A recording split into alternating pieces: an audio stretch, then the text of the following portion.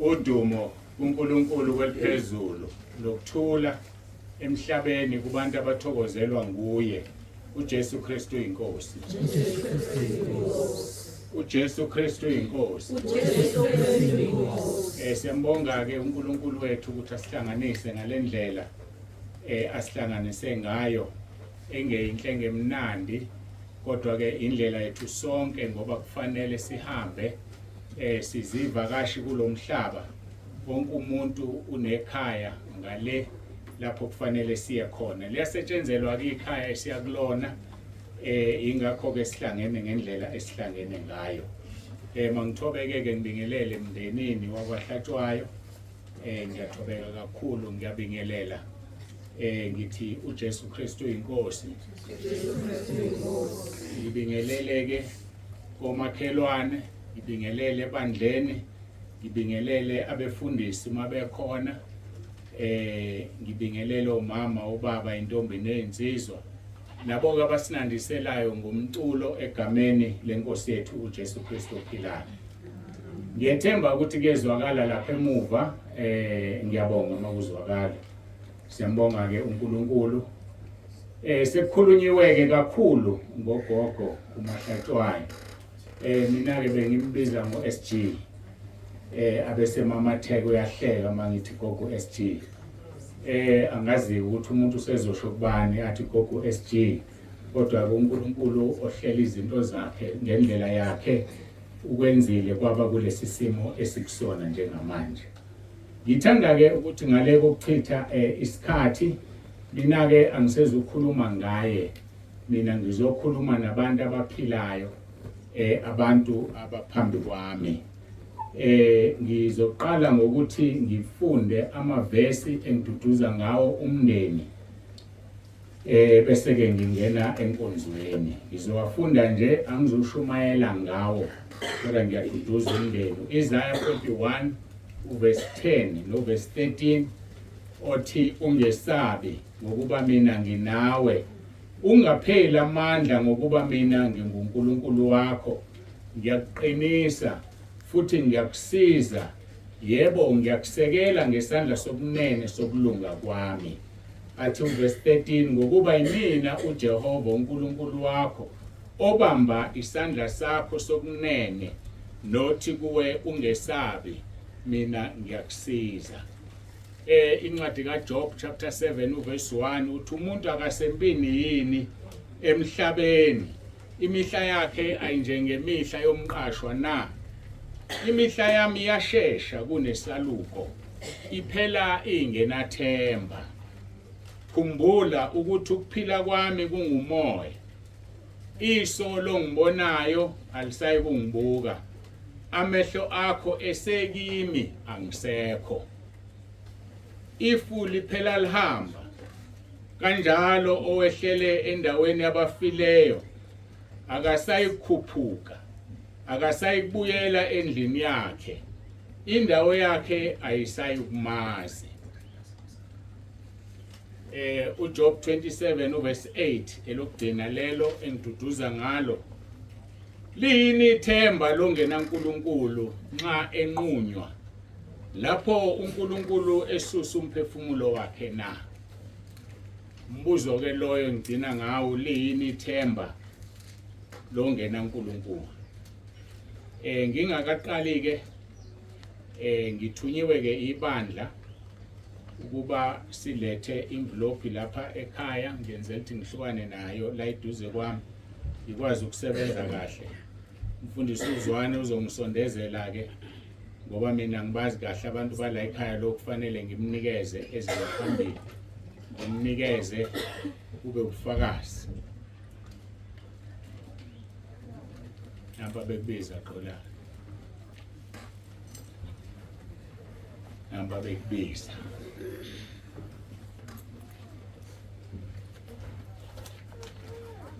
ibandla lithi ngimnikeze mawuthanda ukubonga ke ukubonge mina sengiqala inkonzo usukumeke emva kwami azikunika ithuba. Ngiyabonga. Ngalo lona lolo suku bevukile abenkosi behlotshiswe ubukhosi bayo le sebebuthwa abakhethwa bengeniswa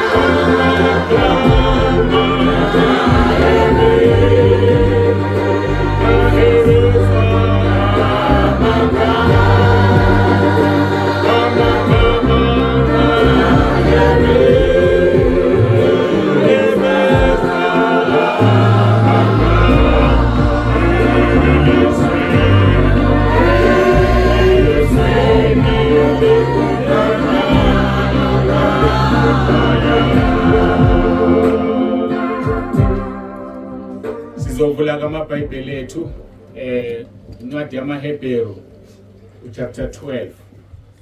Incwadi yamaHebheru chapter 12. Ake ngikhuleke singakaqali. Baba olungileyo, Baba ongcwele, uNkulunkulu onomusa, siyathoba phambi kobuso bakho.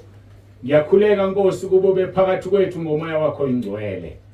Ngiyakhuleka Nkosi kuba ukhuluma izwi lakho njengoba wakhuluma badwala abantu bafika beletha umuntu olelo ophahleni olelo hlakeni bavula uphahla bamngenisa ngoba ukhuluma izwi. Namanje khuluma izwi usiqoqile ngomntwana wakho ugogo Hlatshwayo. Siyakhuleka ke Nkosi kuba ukhulume ezwe alalele ofanele alalele. Ngoba ushilo ukuthi ngeke usesahlulela izwi olikhulume kithi elizosahlulela uJohn 12:48. Iba kanye nathi kule nkonzo uJesu Kristu inkosi. Amen. AmaHebheru chapter 12 sofunda verse 17 verse elilodwa nje kuphela. Isihloko engisinikeza lenkonzo sithi ithuba lokuphenduka. Ngishilo ngathi ngikhuluma nabantu abaphambi kwami, angisakhulumi ngongasekho sephumulile. Ithuba lokuphenduka. Verse 17 kufundeka kanje: ngokuba niyazi ukuthi nokuba ngasemuva ethanda ukudla ifa lesibusiso waliwa, ngokuba kalitholanga ithuba lokuphenduka noma ekufunisisa ngenyembezi. Kunesikhathi sokuphenduka, kunesikhathi sokufunisisa ukuphenduka kodwa ungabusakuthola, noma usukufuna ngenyembezi kodwa ubusakuthola. Uma ke umphefumulo uhlangene nenyama isikhathi sokuphenduka. Ithuba lakho lelo lokuphenduka uma ungaphendukile. Ithuba lakho lelo lokuthi ugxile ukholweni lwakho ibambisise into onayo ungalahlekelwa yona ngoba uJesu seyabuya uzolanda ibandla lakhe. Umbuzo omkhulu ukuthi uyalisebenzisa yini leli thuba lokuphenduka na?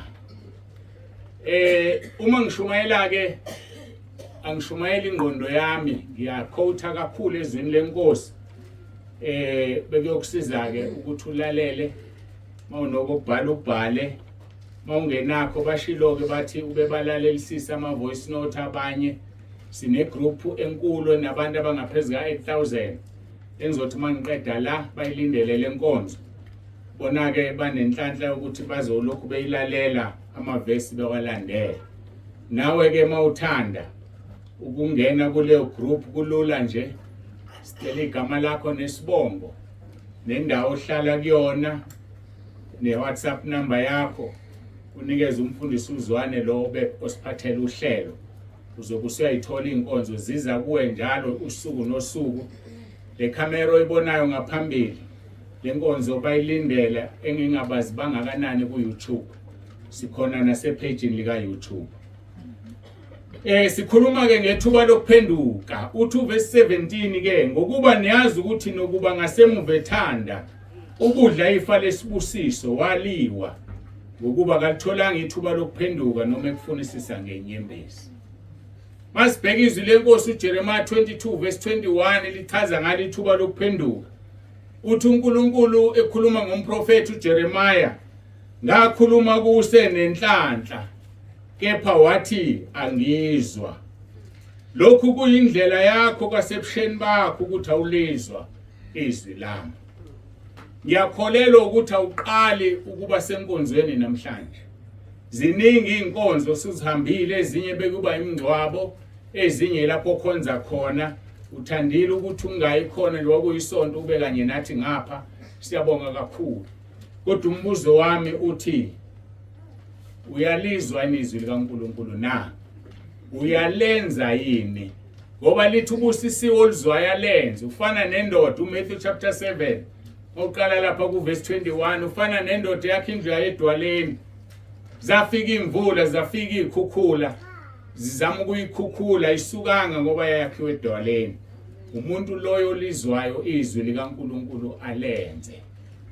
Kodwa olizwayo angalenzi ufaniswa nendoda eyakhe indlu esihlabathini makufika imvula nemoya kuyayikhukhula indlu. Lithi iBhayibheli ukuwa kwaleyo ndlu kuba kukhulu. Ngakho ke sikhuluma ngethuba lokuphenduka. Ngithandile ukuthi ngilibheke nangehumsho lesingisi ngoba isiZulu ngesinye isikhathi asibe kahle indaba. Lithe lesingisi I warned you when you felt secure but you said I will not listen. This has been your way from youth. You have not obeyed me. Lapha ke singisini ihluke ngokuthi I warned you when you felt secure. Lithi ngesizulu ngakhuluma nawe usenenhlanhla. Inhlanhla ke enye into mosehumsha ngesizulu umuntu ohlale izinto zakhe zimlungela nje. Kodwa esingisini bakubeka kahle ngakhuluma kuwe usazibona ulungile usecured mhlawumbe usasebenza kahle. Mhlawumbe usaphila kahle. Wakhuluma nawe uNkulunkulu wanganaka ngoba uyakhuluma uNkulunkulu umuntu anganaki. Azibone insizwa, azibone intombi kanti kuNkulunkulu ayikho insizwa nentombi sizidalwa zakhe sonke. Ngakhuluma nawe usasebenza, usiyangikhumbula manje usasebenza. Usiyakhuleka ufuna umsebenzi. Kodwa ngesikhathi usasebenza uzibona usecured. Awuzange ukunake lokho. Ikhumbula indoda ethize naye yakhuluma uNkulunkulu kuyona ise-secured isazimele kahle. Yayihamba ngale moto evulwa phezulu. Ingcebeleka ihamba ishintsha abesifazane. Ngoba nabo abesifazane bayangimangalisa. Ngoba bawovuma zonke. Sengathithi imoto iyona ezomenzela izinto noma iyona ezongena endlini ahlala kuyona kanti sala lapha ngaphandle umuntu nje lo ufana nabo bonke. Kodwa bavele basangane badideke. Ngithi ke mina ungadideki, uNkulunkulu ukhuluma nawe usenenhlanhla, ukhuluma nawe usemusha usaphila ngoba ufuna ukukusebenzisa. Hayi nje ngathi sesigugile nje angasakwazi ukusebenzisa ngendlela afisa ngayo.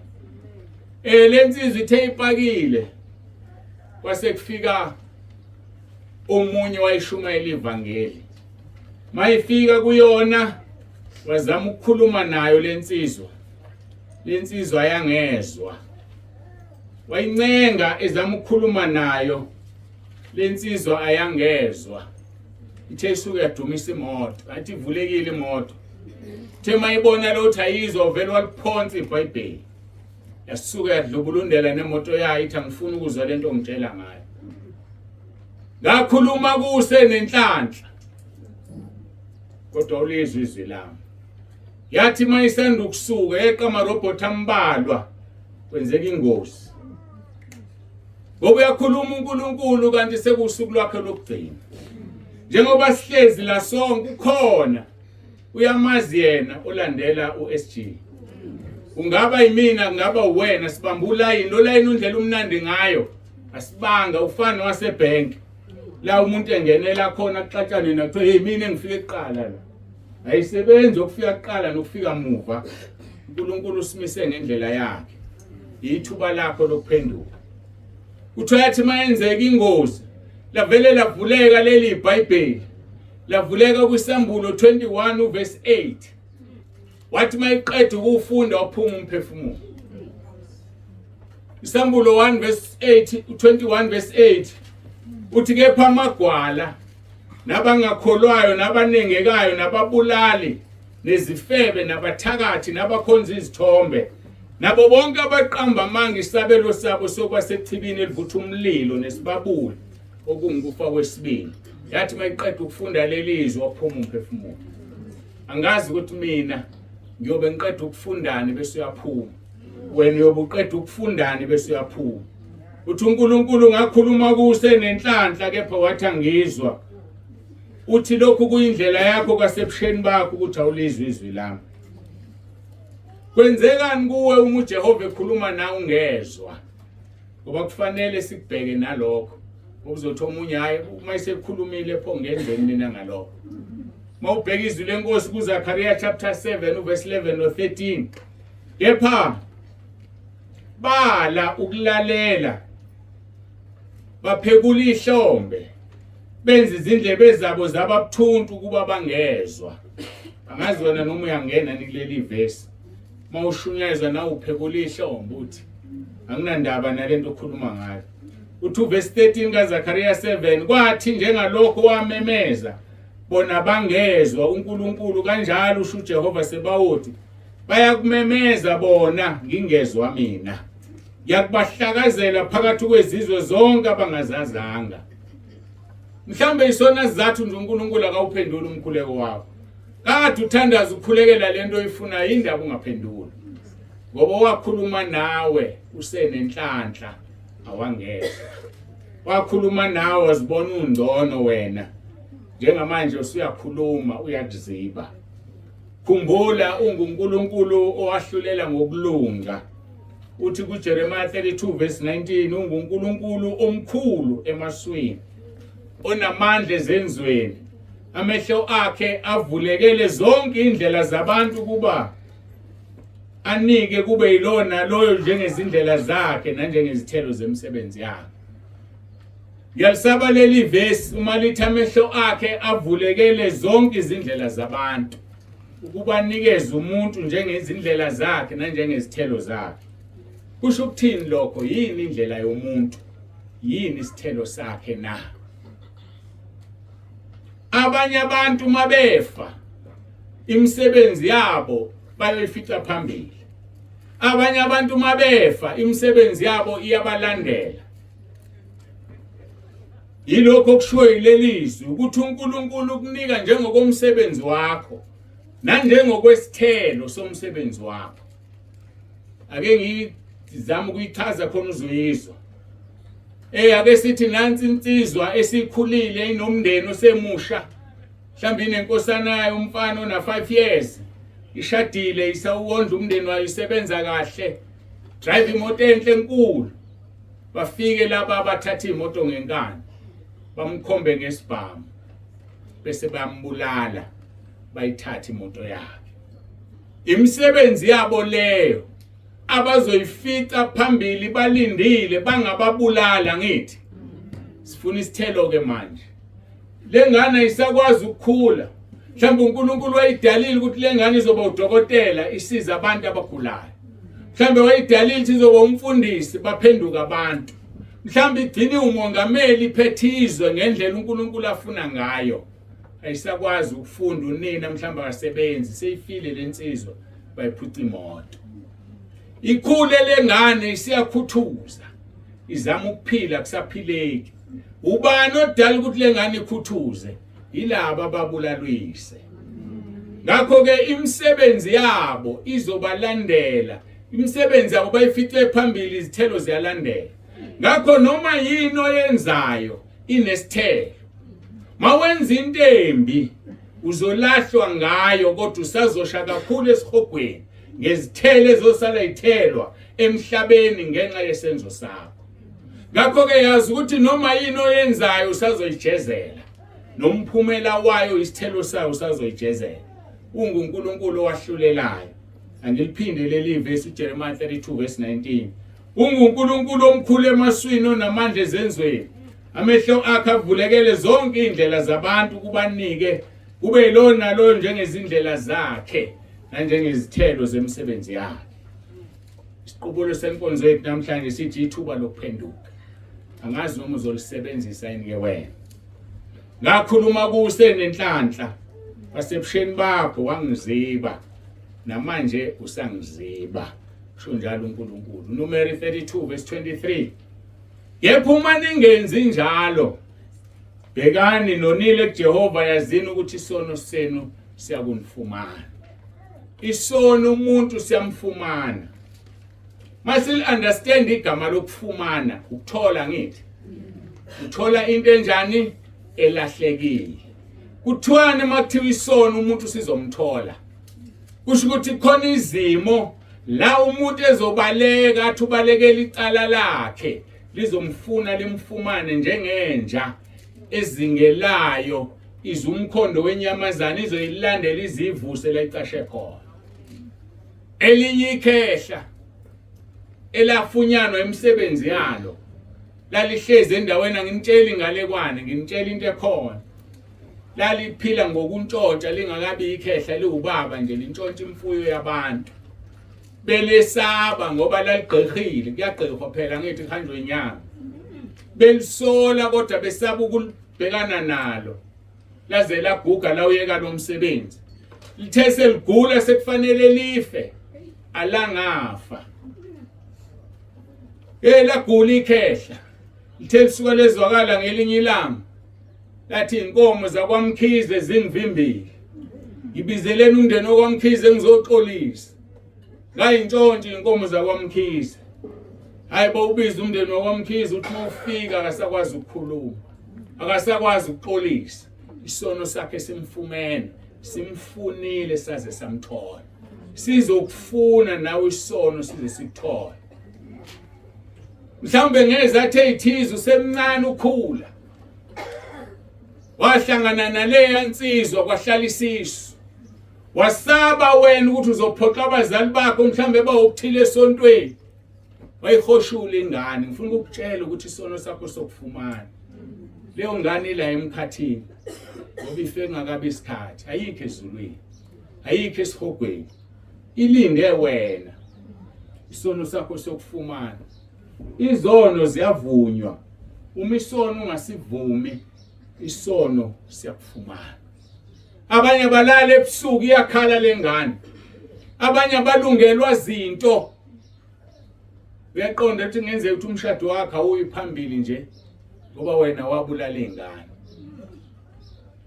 thina ke sazi ukuthi ingane zibulawa obani abesifazana cha kunjalo madoda ngiyindoda nami ngizonitshela iqiniso namhlanje mawufunda uGenesis chapter 38 uqala kuverse 6 uya ku10 ulifunde mawususekhaya lithi izwi lenkosi kwakukhona indoda okuthiwa uJuda wayenamadodana amathathu. Kwa-Israyeli ke ifa lalingaphumi endodaneni endala lalihlala khona. Yona le ndodana uyise uJuda wayithathela unkosikazi. Ithe ingakabanithola abantwana uNkulunkulu wayibulala ngoba yayona.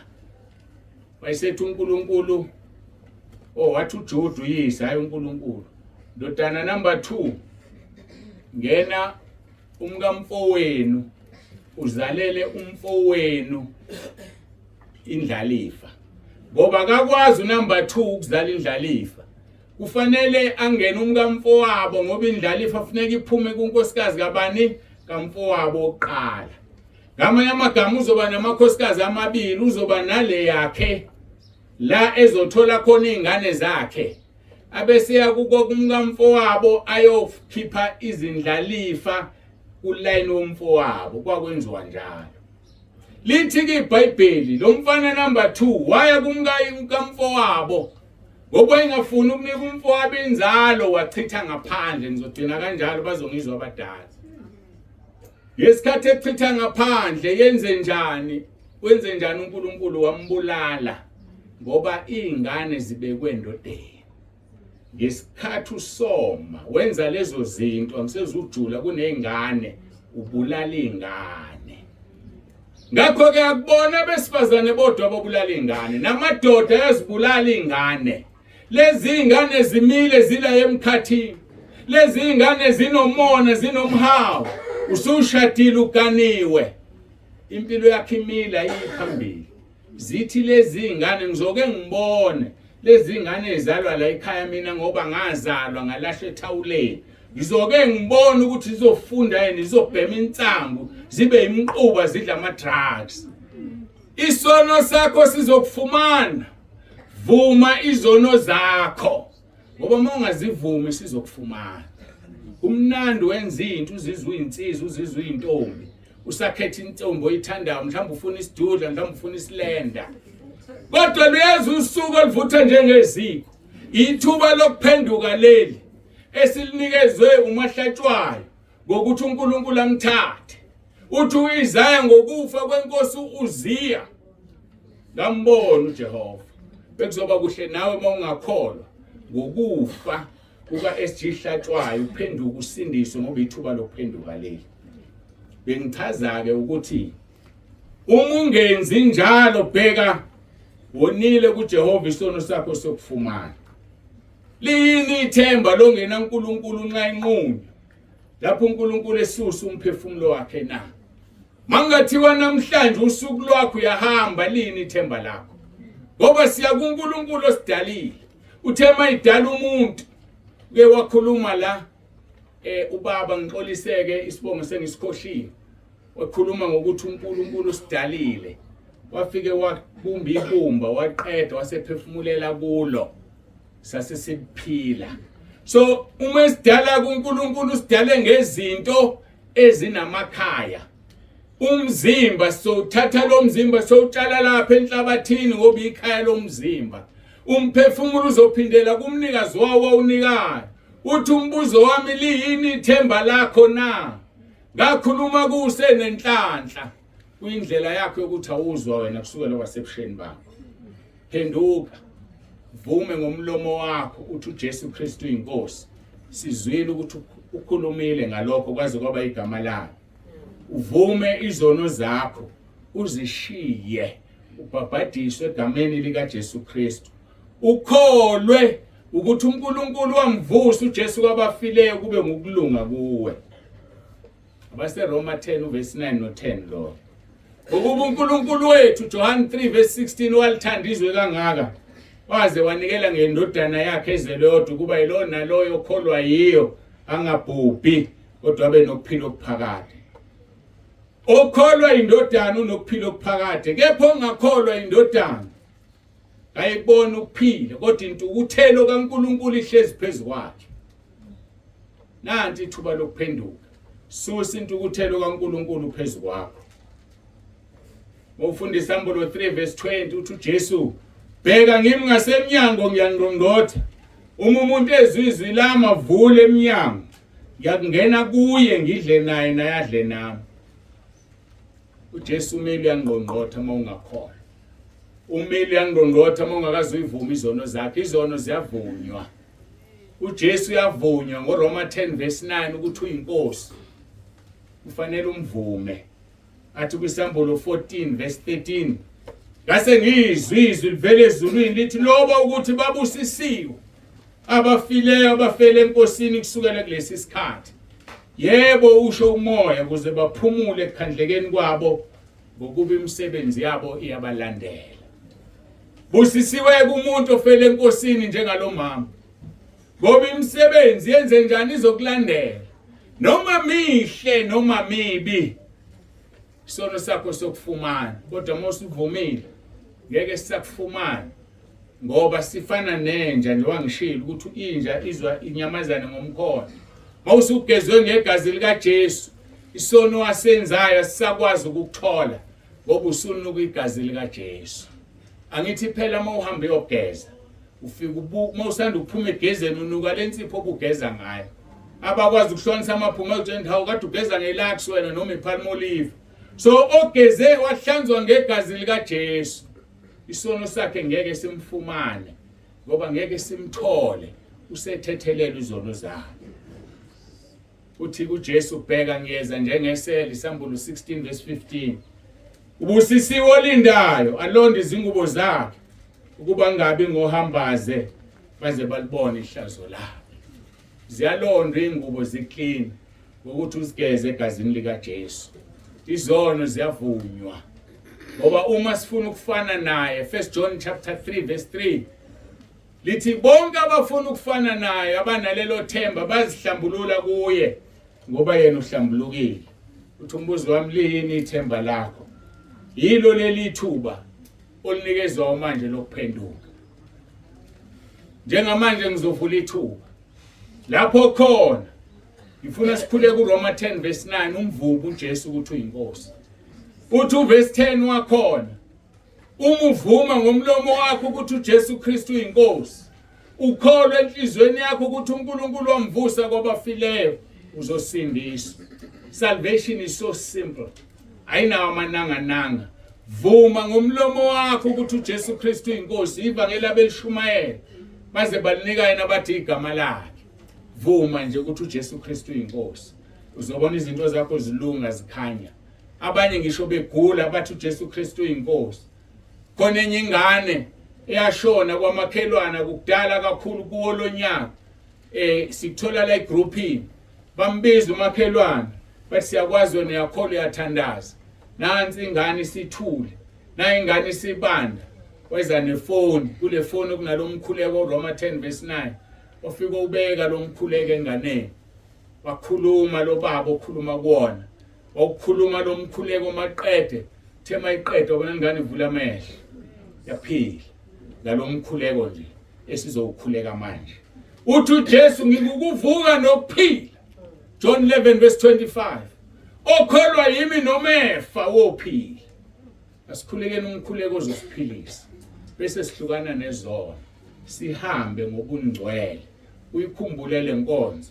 Umbongo uNkulunkulu ngomahlatshwayo. Asibonge ukuthi uhambile sibhlungu sonke siyibandla. Kodwa sibonga ukuthi ukuhamba kwakhe kuzosiza abantu abaningi bezwiqinisa bebengalazi. Sizosukuma ke sikhuleke lo mkhuleko othandayo. Ngiyafisa ukuthi asukume awukhuleke lo mkhuleko emva kwami Roma 10 verse 9. Khethe yakho ngobindlela zimbi. Khethe yakho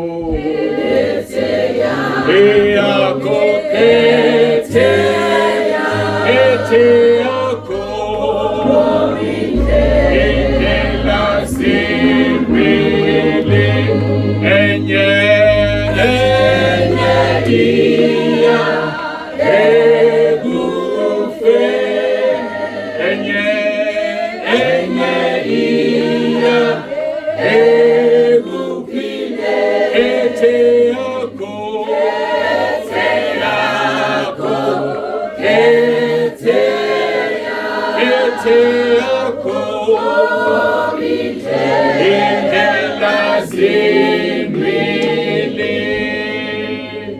Ngicela ukuchaza lena. Mawukhuleka lo mkhuleko sizowukhuleka awujoyini ibandla kodwa ujoyini ibandla lasezulwini. Ezulwini alingeni igama lebandla lawe sikubona. Ngoba vele nganebongo sizibonga ezihlukene sikhonze ebandleni elilodwa emhlabeni. Ngakho ke asixwayani singamabandla ahlukene. Mawukhuleke lo mkhuleko ujoyini ibandla lasezulwini. Hayi leli ubaba uNsibande njengoba ngimile la engiliholayo. Okwesibili engifuna ukubambe iselelesi sawukhuleka lo mkhuleko wathi uJesu namhla ngizoba nawe eparadise. Ngendlela lo mkhuleko namandla ngawo uzothi komunye lo mkhuleko ngani kwabaseRoma uPaul wayengahambi noJesu ngaleso sikhathi selelesi sasilenga lapha ngifuna ulaleleke. Lo mkhuleko uthi uma uvuma ngomlomo wakho ukuthi uJesu Kristu uyinkosi ukholwe enhlizweni yakho uthi uNkulunkulu wamvusa kwabafileyo uyasindiswa. Zazimbili zelelesi esiphambanweni. Sithe esinye sokuqala uMungu uKristu yehla manje bese uyasehlisa nathi. Sithe esinye kanti nawe umesabe uNkulunkulu enganithina silenga la ngenxa yokona kwethu lo kenza ngasona.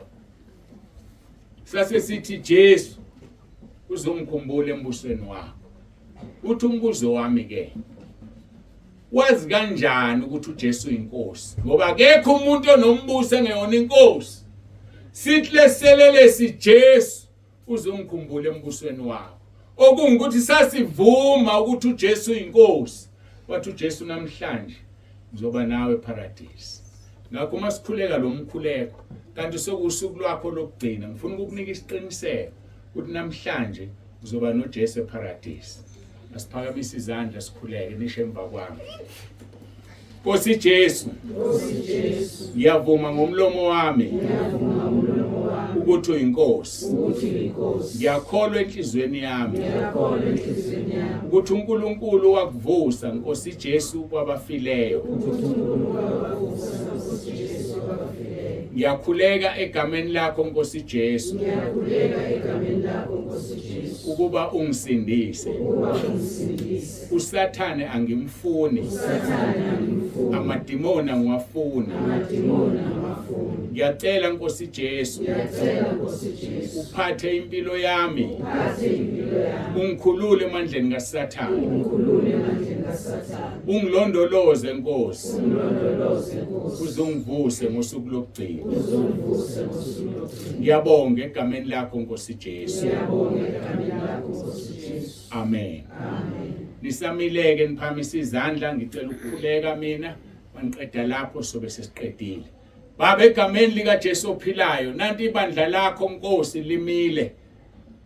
Wena unguNkulunkulu ozwayo, lithi izwi lakho ucabanga ngathi imicabango yakho miningi ngaphezulu kwesihlabathi solwandle. Kusho ukuthi usizwe sonke njengoba sila sikhuleka namanye amabandla ehlangene kwezinye indawo ekukhonza uyawezwa uyawabona.